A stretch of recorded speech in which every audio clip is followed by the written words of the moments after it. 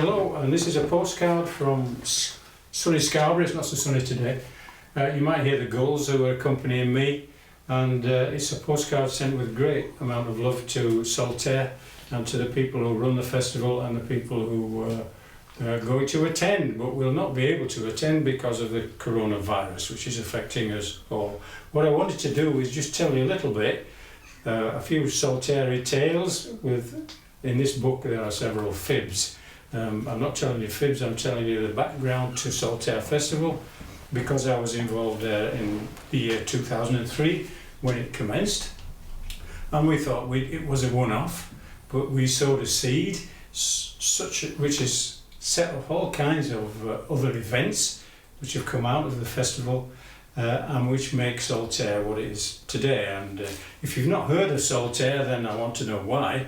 And if you haven't been to Saltaire, it's time to put it on your top of your list of things to visit, places to visit once the lockdown is over. You can get there very easily by any form of transport, including cycling, including walking. It's a wonderful walking country in the Pennine scenery of West Yorkshire. But I'm talking to you from East Yorkshire, where I now live, and I've been here for a couple of years, and maybe I'll tell you why if we've got time.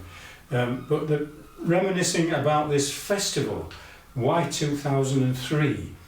Well, there was a village, there still is, a village society. Saltaire Village Society existed primarily as a campaigning organisation to shout as loud as possible, hands off, because Saltaire was consistently threatened, and probably still is today, by something called development, politely, and roads in particular. There is some wish somewhere to join the M1 with the M6 via the Aire Valley, the beautiful Aire Valley, which it would be wrecked by such a development. And thus far we managed to fight it off. The Village Society was therefore a campaigning organisation shouting hands off, and they're still doing that in relation to something I'll talk about later. And then we knew there was a big year coming up. 2003 would be 150 years since the foundation of Saltaire by its founder Sir Titus Salt, and it would be his 200th birthday. So we thought, let's have a party of some kind, and we called a meeting. 100 people came to that meeting. We knocked on all sorts of doors and said, would you like to be, we're going to have a festival, would you like to be in it? And 99% of people said yes.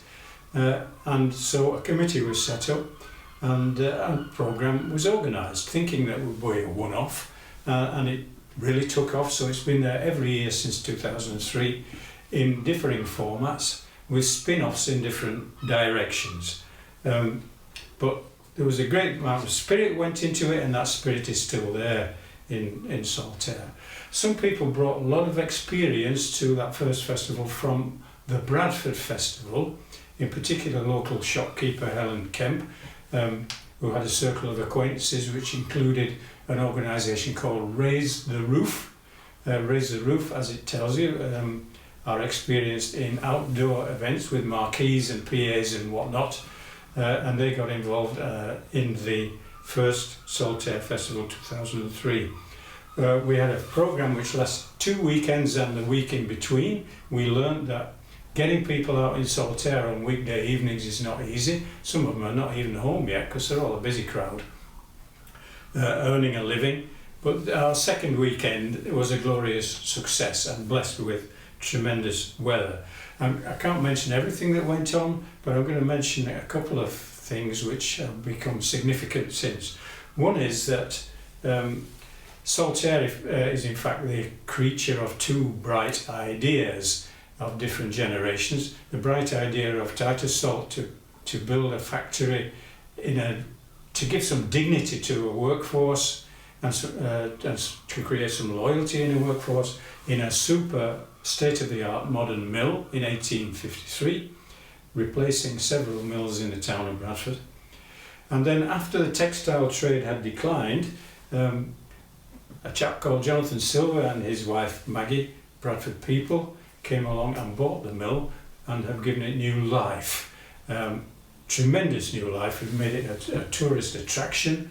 involving a guy from Bradford who you may have heard of called Hockney. The new mill, or the new life of the mill, involves culture and commerce. That is their slogan.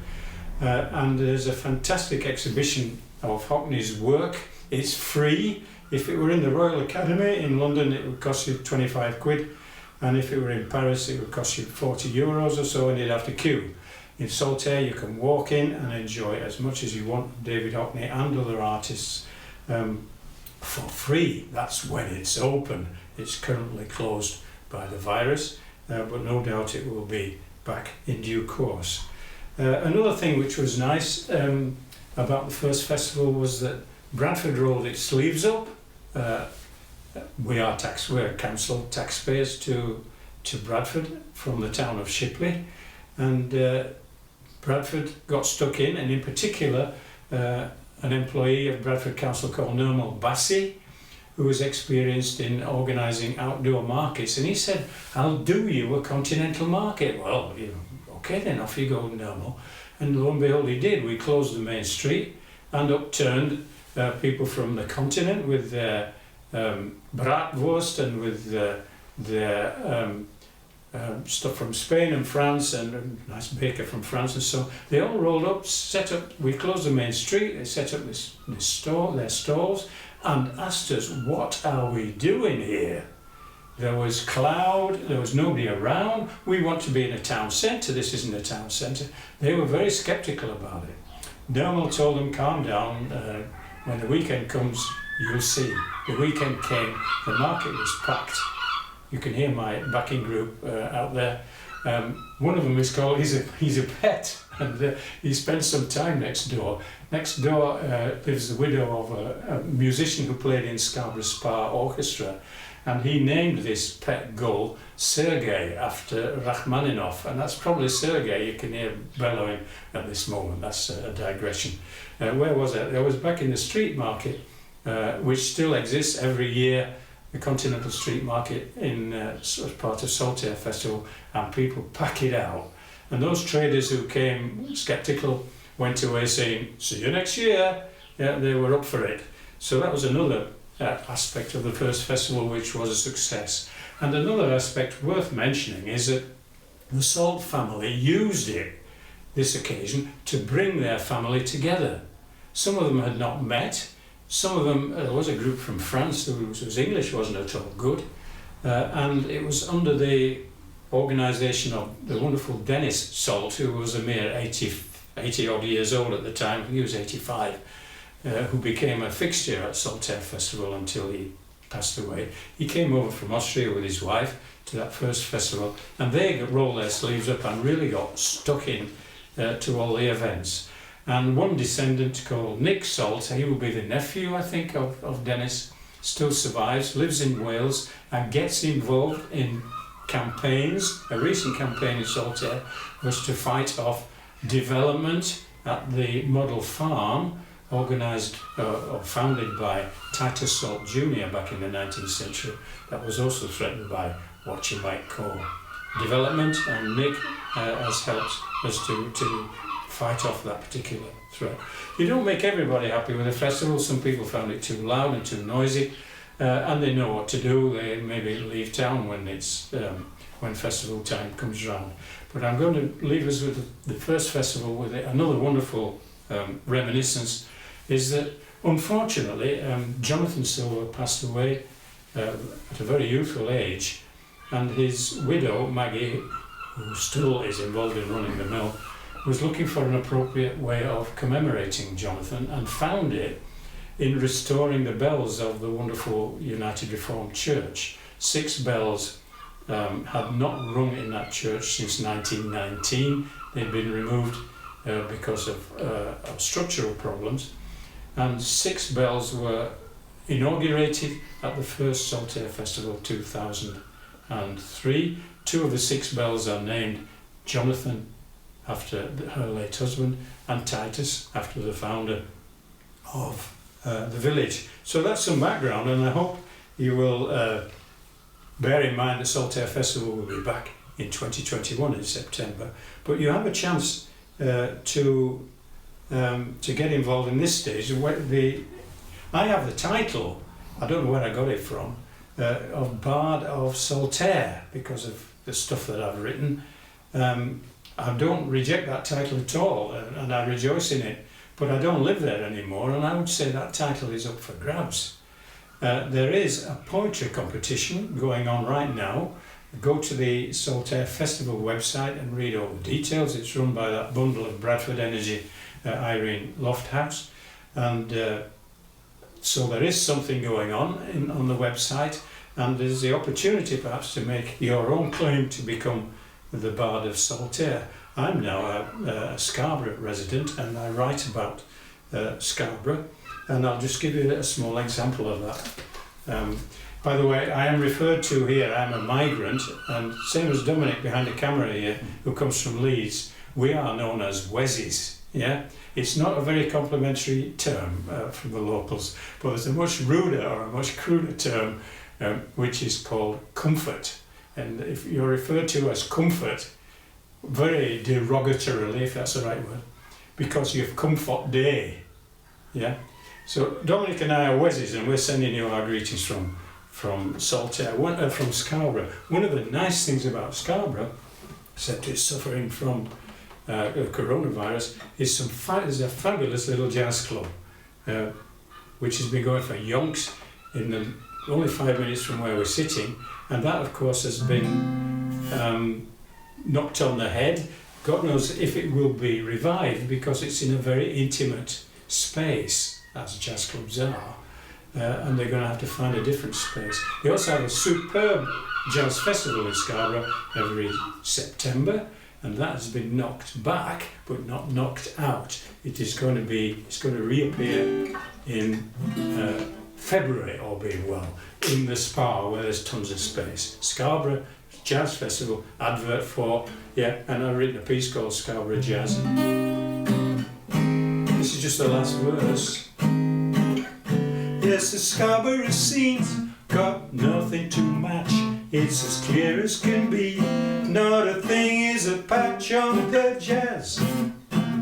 The razzmatazz, I bet you much better than the other attractions, like fish and chips, a pirate ship, your slot machines, your 50 shades of ice cream beside the seaside. They're all outclassed, none of them beats, none competes.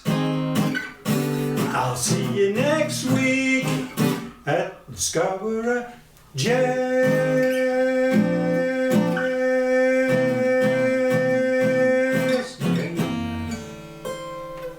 That's some of my recent work, and you can find more stuff on my website, eddylawler.co.uk.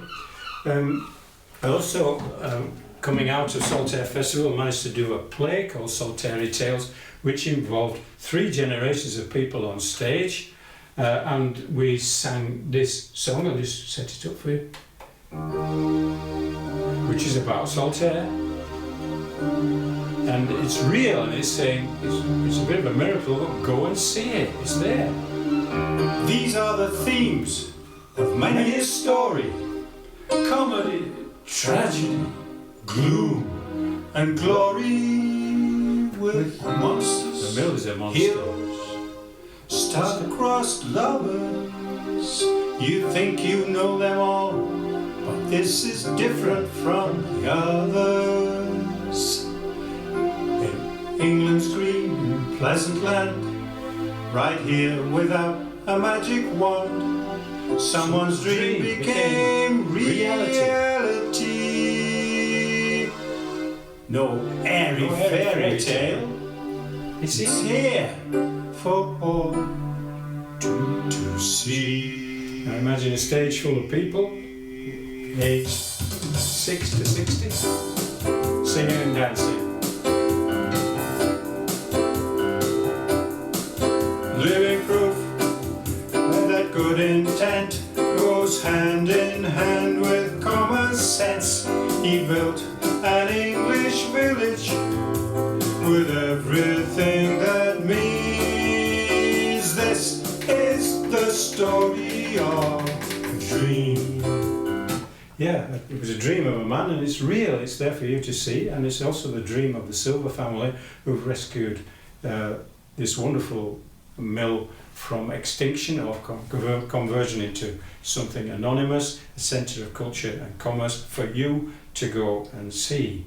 Yeah. Yeah, so just to mention before I go that this is now, maybe we could call Scarborough Saltaire by the Sea. One of my neighbours is Xavier Pirotta, a children's writer originally from Malta, but he lived in Saltaire for many years. Our church historian, just a big church around the corner, Patricia McNaughton, is from Saltaire, and Salt himself fell in love with Scarborough as a 7-year-old boy. His parents used to bring him here. His footprint is all over Scarborough, and he actually brought the whole works of Saltaire to Scarborough in the 19th century. He founded the idea of the works trip, and the first works trip was organised by Titus Salt before Saltaire was founded. He took over 2,000 people to Malham. Now, if you try to do that today, it's physically impossible. Yeah, and probably Malham would welcome 2,000 people spending money there, but brass band and everything up Gordale Scar. Just imagine it. This forms part of my next venture, which would have been part of Saltaire Festival this year. I've written a play called Airy Tales about the River Aire, and one of the tales is Titus's trip up to Belbusk Station, 2,000 people going up to Gordale Scar and Malham Cove. What an experience that must have been. Come to Saltaire Festival next year and see my airy tales, touch wood, which will all come to pass. And I'll leave you with one verse of the title song of my 6th album, Saltaire will do. So see you in Saltaire sometime, yeah. If you're looking for a place to reside, listen up, 'cause I'm telling you, I'm not praising it to the skies. I'm just offering a little advice. If you think of visiting, don't think twice. Saltaire will do. Saltaire will do. See you in Saltaire. Bye.